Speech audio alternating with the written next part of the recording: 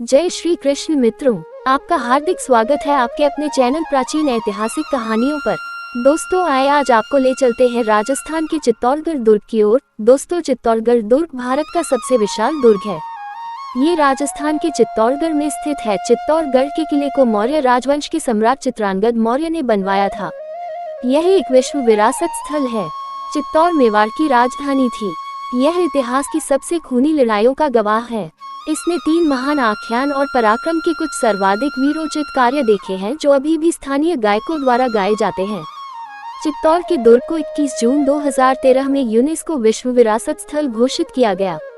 चित्तौड़ दुर्ग को राजस्थान का गौरव एवं राजस्थान के सभी दुर्गों का सिरमौर भी कहते हैं। इतिहासकारों के अनुसार इस किले का निर्माण मौर्य वंशीय राजा चित्रांगद मौर्य ने 7वीं शताब्दी में करवाया था और इसे अपने नाम पर चित्रकूट के रूप में बसाया। मेवाड़ के प्राचीन सिक्कों पर एक तरफ चित्रकूट नाम अंकित मिलता है। बाद में ये चित्तौड़ कहा जाने लगा।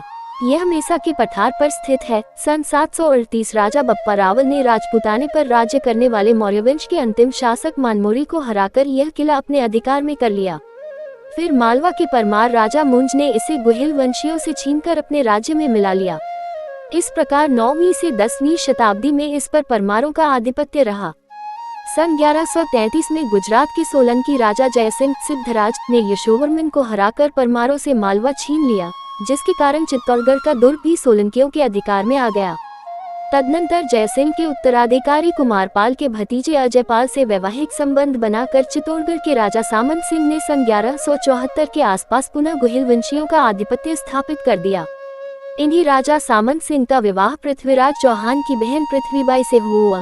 तराइन के द्वितीय युद्ध में सामंत सिंह की मृत्यु हो गई। सन 1213 से 1252 तक नागदा को इल्तुतमिश के द्वारा तहस नहस कर देने के बाद यहाँ राजा जैत सिंह ने अपनी राजधानी चित्तौड़ से शासन चलाया।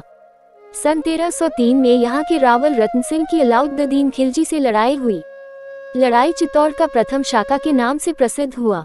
इस लड़ाई में अलाउद्दीन खिलजी की विजय हुई और उसने अपने पुत्र खेकर खां को ये राज्य सौंप दिया। खेकर खां ने वापसी पर चित्तौड़ का राजकाज कान्हादेव के भाई मालदेव को सौंप दिया।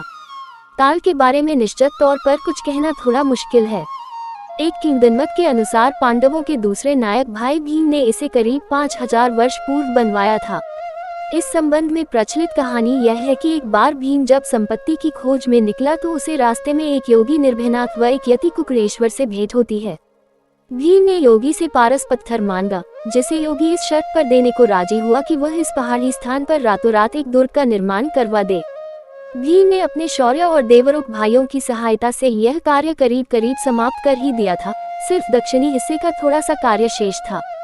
योगी के हृदय में कपट ने स्थान ले लिया और उसने यति से मुर्गे की आवाज में बांध देने को कहा, जिससे भीम सवेरा समझकर निर्माण कार्य बंद कर दे और उसे पारस पत्थर नहीं देना पड़े। मुर्गे की बांध सुनते ही भीम को क्रोध आया और उसने क्रोध से अपनी एक लात जमीन पर दे मारी, जिससे वहां एक बड़ा सा गड्ढा बन गया, जिसे लोग लत तालाब के नाम से जानते हैं। वह स्थान जहां भीम के घुटने ने विश्राम किया वह भीम घोड़ी कहलाता है। जिस तालाब पर यति ने मुर्गे की बांध की थी वह कुकरेश्वर कहलाता है। बप्पा रावल के वंशज सिसोदिया राजवंश राणा हमीर ने पुनः मालदेव से ये किला हस्तगत किया। हमीर बड़ा पराक्रमी और दूरदर्शी था। उसने यहाँ 50 वर्षों तक बड़ी योग्यता से शासन करते हुए अपने राज्य का विस्तार किया। उसी के प्रयत्नों से चित्तौड़ का गौरव पुनः स्थापित हो सका और रोड राज्य द्वारा स्थापित किया। सन 1538 में चित्तौड़ पर गुजरात के बहादुर शाह ने आक्रमण कर दिया। इस युद्ध को मेवाड़ का दूसरा शाका के रूप में जाना जाता है। सन 1567 में मेवाड़ का तीसरा शाका हुआ, जिसमें अकबर ने चित्तौड़ पर चढ़ाई कर दी थी। ये सब मुस्लिम आक्रमण चित्तौड़गढ़ की सांस्कृतिक विनाश का मुख्य कारणों में से एक है।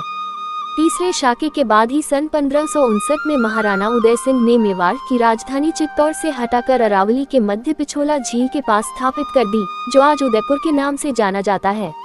पहला जौहर रावल रतन सिंह के शासनकाल अलाउद्दीन खिलजी के आक्रमण के समय 1303 में रानी पद्मिनी रघुवंशी के नेतृत्व में जौहर किया गया। दूसरा जौहर राणा विक्रमादित्य के शासनकाल में सन 1534 ईस्वी में गुजरात के शासक बहादुर शाह के आक्रमण के समय में रानी कर्णवती के नेतृत्व में 8 मार्च 1534 ईस्वी में हुआ। तीसरा जौहर राणा उदय सिंह के शासनकाल में अकबर के आक्रमण के समय 25 फरवरी 1568 में पत्ता सिसोदिया की पत्नी फूल कंवर के नेतृत्व में जौहर किया गया।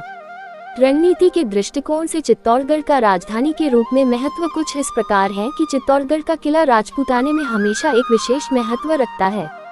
इसे मेवाड़ के गुहिल वंशियों की पहली राजधानी के रूप में सम्मान प्राप्त है, जिसे उन्होंने मौर्य वंश के अंतिम शासक मानमोनी को हराकर अपने अधिकार में कर लिया था।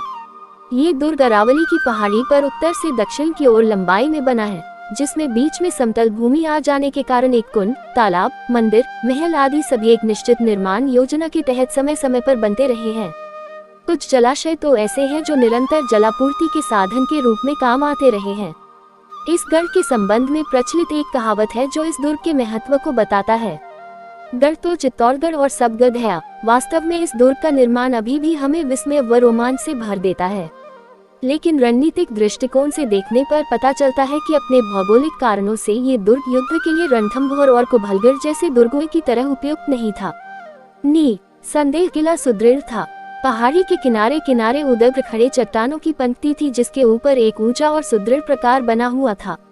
साथ ही साथ दुर्ग में प्रवेश करने के लिए लगातार 7 दरवाजे कुछ अंतराल पर बनाए गए थे।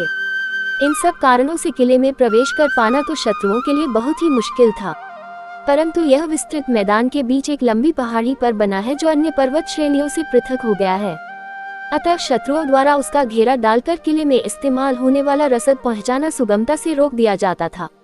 इस दुर्ग का जब जब घेरा डाला गया तब गढ़ में भोजन सामग्री विद्यमान रहने तक ही गढ़ सुरक्षित रहा।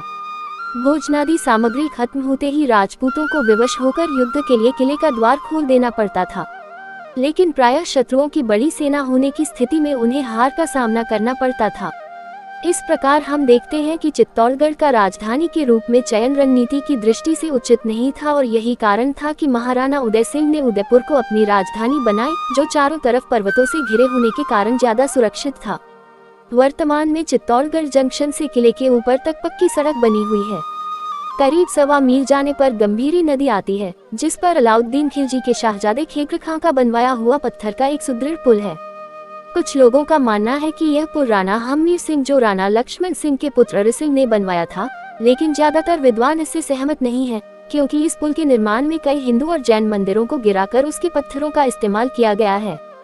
साथ ही इसकी निर्माण शैली भी मुसलमान सार्वजनिक है। नदी के जल प्रवाह के लिए 10 मेहरावे बनी हैं, जिसमें 9 के ऊपर के सिरे नुकीले हैं। पुल से थोड़ी दूर जाने पर कोट से घिरा हुआ चित्तौड़ का कस्बा आता है, जिसको तलहटी कहते हैं। कस्बे में जिले की कचहरी है, जिसके पास से किले की चढ़ाई प्रारंभ हो जाती है। दुर्ग के अंतिम प्रवेश तक कुल 7 दरवाजे बनाए गए हैं। इसमें प्रवेश के रास्ते से लेकर अंदर के परिसर तक कई इमारतें हैं, जिनका संक्षिप्त उल्लेख इस प्रकार है। विजय स्तंभ महाराणा कुंभा द्वारा मालवा के सुल्तान पर विजय की स्मृति में बनवाया गया था। ये भवन स्थापत्य का अद्भुत नमूना है। 122 फीट ऊंचे स्तंभ में 9 मंजिलें हैं तथा इसमें हिंदू देवताओं की मूर्तियों को प्रतिष्ठित किया गया है। ये दुर्ग का प्रथम प्रवेश द्वार है। पाटन पोल मूल रूप से पाटन पोल कही जाती थी। गुजरात के सोलंकी शासक सिद्धराज और कुमारपाल के राज में इस पोल का निर्माण हुआ था, और इस पोल की दिशा सोलंकियों की राजधानी पाटन की तरफ थी, और इस पोल से पाटन की ओर सीधा रास्ता जाता था। इसी कारण इस द्वार को पाटन पोल कहा जाता है। जब चित्रकूट पराधीन हो गया तब यहाँ के वीरयोद्धा गाड़ीलोहारों ने प्रतिज्ञा ली थी, जब तक चित्रकूट स्वतंत्र न हो जाए तब तक वे इस दुर्ग पर नहीं चढ़ेंगे, घर बनाकर नहीं रहेंगे, पीने के लिए पानी का रस्सा नहीं रखेंगे, मिट्टी के बर्तन में ही खाएंगे, ऐसी प्रतिज्ञा ली थी। जन्मभूमि के प्रति देशभक्ति एवं स्वामी भक्ति की मिसाल कायम की, और तब से अब ये स्वतंत्रता प्रेमी बैलगाड़ी में ही घर बनाकर देश के कोने कोने में तब से अब तक गुमनाम भटक रहे हैं। प्राचीन सुरक्षित स्मारक पाटनपोल के समीप ही इन गाड़ीलोहारों की देश के प्रति देशभक्ति और बलिदान की गौरव गाथा को बताता है। दुर्ग के प्रथम द्वार पाटनपोल के बाहर के चबूतरे पर ही रावत बाघ सिंह का स्मारक बना हुआ है। महाराणा विक्रमादित्य के राज्यकाल में यहाँ की अव्यवस्था से प्रेरित हो गुजरात के सुल्तान बहादुर शाह ने चित्तौड़ पर आक्रमण कर दिया। उस समय बालक होने के कारण हाड़ी रानी करमवती ने विक्रमादित्य व उदय सिंह को बूंदी भेजकर मेवाड़ के सरदारों को किले की रक्षा का कार्यभार सौंप दिया। प्रतापगढ़ के रावत बाघ सिंह ने मेवाड़ का राज्य चिन्ह धारण कर महाराणा विक्रमादित्य का प्रतिनिधित्व किया तथा लड़ता हुआ इसी दरवाजे के पास वीरगति को प्राप्त हुआ। उसी वीर की स्मृति में ये स्मारक बनाया गया है। पाटनपोल से थोड़ा उत्तर की तरफ चलने पर दूसरा दरवाजा आता है, जिसे भैरवपोल के रूप में जाना जाता है। इसका नाम के सोलंकी भैरवदास नाथावत के नाम पर रखा गया है। जो सन 1534 में गुजरात के सुल्तान बहादुर शाह से युद्ध में अदम्य साहस दिखाते हुए वीरगति को प्राप्त हुए थे। राणा उदय सिंह ने चित्तौड़गढ़ गुजरात सल्तनत से पूर्ण विजय करने के बाद भैरोपोल का एवं भैरोदास के थान का निर्माण करवाया। मूल द्वार टूट जाने के कारण महाराणा फतेह सिंह जी ने इसका पुनर्निर्माण कराया था। भैरोपोल के पास ही दाहिनी ओर 2 छतरियां बनी हुई है। प्रथम 4 स्तंभों वाली छतरी प्रसिद्ध राठौर जयमल जयमल बदनों के राजा के कुटुंबी कल्ला की है तथा दूसरी 6 स्तंभों वाली छतरी स्वयं जयमल की है, जिसके पास ही दोनों राठौर मारे गए थे। जब बादशाह अकबर ने चित्तौड़गढ़ पर चढ़ाई की, उस समय सिसोदिया तथा मीरतिया राठौर जयमल दोनों महाराणा उदय सिंह सिसोदिया की अनुपस्थिति में दुर्ग के रक्षक नियुक्त हुए थे। इसी तीसरे शाके की लड़ाई के दिनों में एक रात्रि जब जयमल एक टूटी दीवार की मरम्मत करा रहे थे, उस समय अकबर की गोली से उनकी एक टांग बेकार हो गई। लंगड़े जयमल को कल्ला ने अपने कंधों पर बिठाकर दूसरे दिन के युद्ध में उतारा था। उन दोनों ने मिलकर शत्रु सेना पर कहर ढा दिया। अंत में दोनों भिन्न भिन्न स्थानों पर वीरगति को प्राप्त हो गए। ये छतरियां उन्हीं की गौरव गाथाओं की याद दिलाती हैं। दुर्ग के तृतीय प्रवेश द्वार को हनुमान पोल कहा जाता है, क्योंकि पास ही हनुमान जी का मंदिर है। हनुमान जी की प्रतिमा चमत्कारिक एवं दर्शनीय है। हनुमान पोल से कुछ आगे बढ़कर दक्षिण की ओर मुड़ने पर गणेश पोल आता है, जो दुर्ग का चौथा द्वार है। इसके पास ही गणपति जी का मंदिर है। जोड़ला पोल ये दुर्ग का 5वां द्वार है और छठे द्वार के बिल्कुल पास होने के कारण इसे जोड़ला पोल कहा जाता है। लक्ष्मण पोल दुर्ग के इस छठे द्वार के पास ही एक छोटा सा लक्ष्मण जी का मंदिर है, जिसके कारण इसका नाम लक्ष्मण पोल है। राम पोल लक्ष्मण पोल से आगे बढ़ने पर एक पश्चिमाभिमुख प्रवेश द्वार मिलता है, जिससे होकर किले के अंदर प्रवेश कर सकते हैं। ये दरवाजा किला का 7वां तथा अंतिम प्रवेश द्वार है।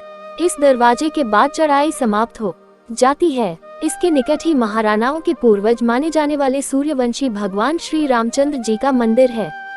यह मंदिर भारतीय स्थापत्य कला एवं हिंदू संस्कृति का उत्कृष्ट प्रतीक है।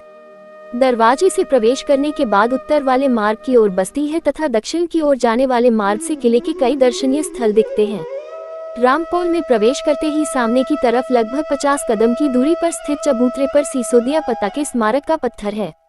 आमेर के रावतों के पूर्वज पत्ता सन 1568 में अकबर की सेना से लड़ते हुए इसी स्थान पर वीरगति को प्राप्त हुए थे। दोस्तों, मुझे उम्मीद है आपको ये जानकारी पसंद आई होगी। कमेंट बॉक्स में अपनी सुंदर सी समीक्षा देकर जरूर बताएं। धन्यवाद।